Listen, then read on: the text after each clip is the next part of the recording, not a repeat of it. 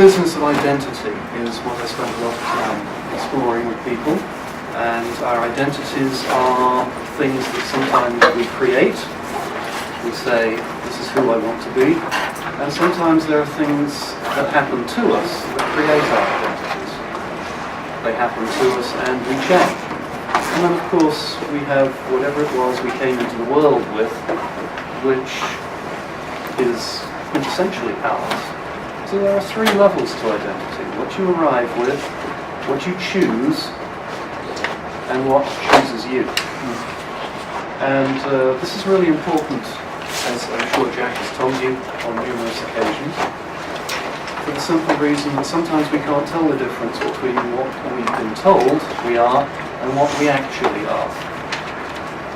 What we've been told we are and what we actually are. And we don't really have a lot of control over the events that happen to us. And so those events tell us something that might not be true. Three short descriptions of occasions when you felt that your life altered. The first time you were betrayed, your life altered.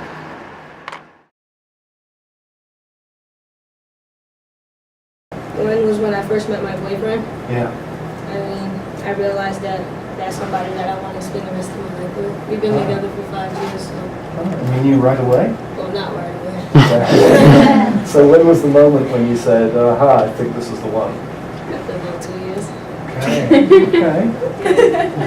And then I said, changing my living conditions from home to Curry College. Ooh. Yeah, it's a little different now. In what ways? Well, being though, like, now it's like more responsibility on myself. Like, I don't have anybody to tell me when to go to bed, what to eat and what not to eat, stuff like that. So it's like I'm on my own. The day my sister got diagnosed with cancer. Ah. Yeah, what type of cancer? Ovarian. Ooh. How is she? She's fine. Thank goodness. She just had both removed, so like health never really be an EM. Yeah. But she went through chemo and everything. Mm-hmm. And it was when she was 16, so I was 10.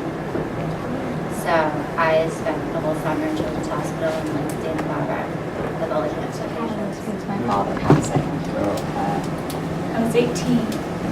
But before that, I was always the kid in school that was teased and bullied.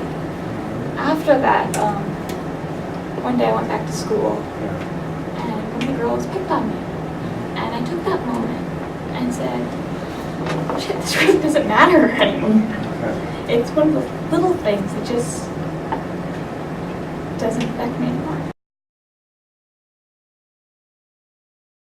Exposing defining characteristics. I'm like, it's not just like, hey, where are you from, what's your major? It's like a deeper, more personal characteristic that like truly defines who you are rather than what you are. Just events that happen in our lives.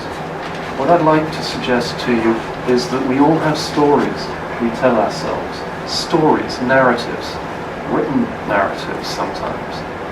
We tell ourselves stories about who we are. Today we've heard positive stories.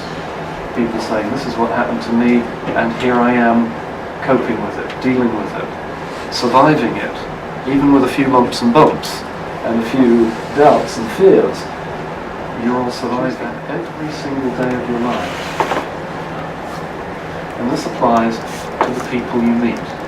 Do not assume that somebody appears before you who looks roughly like you, dresses roughly like you. Do not assume that that person is the same as you. And that's really important for the study of psychology and really important for the study of community psychology. Don't assume they're the same as you. They probably won't be. But before you can even begin to assess who that person might be, you've got to have a good sense of who you are. What are your filters? What are your things that you carry around? When you're aware of those,